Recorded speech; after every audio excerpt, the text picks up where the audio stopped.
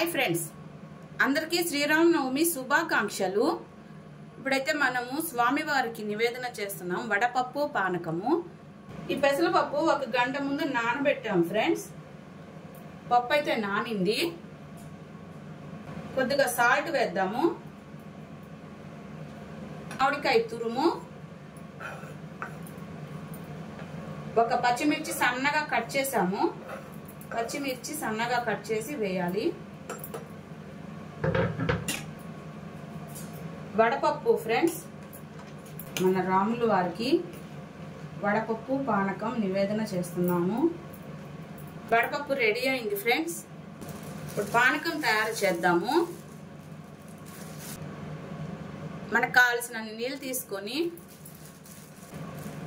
ఆ నీళ్ళకి తగినంత బెల్లము,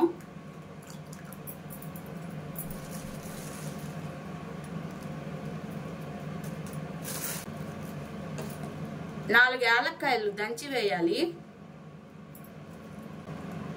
మిరియాల పొడి,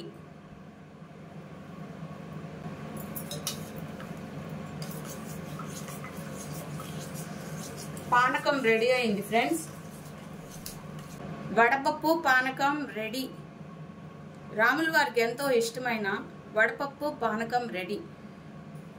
మనం ఈ ప్రసాదాలు స్వామికి నివేదన చేద్దాము. ఫ్రెండ్స్ అందరూ జై శ్రీరామ్ అనుకోండి.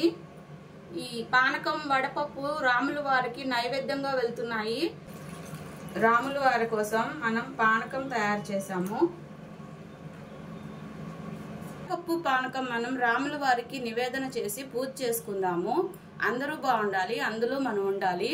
జై శ్రీరామ్.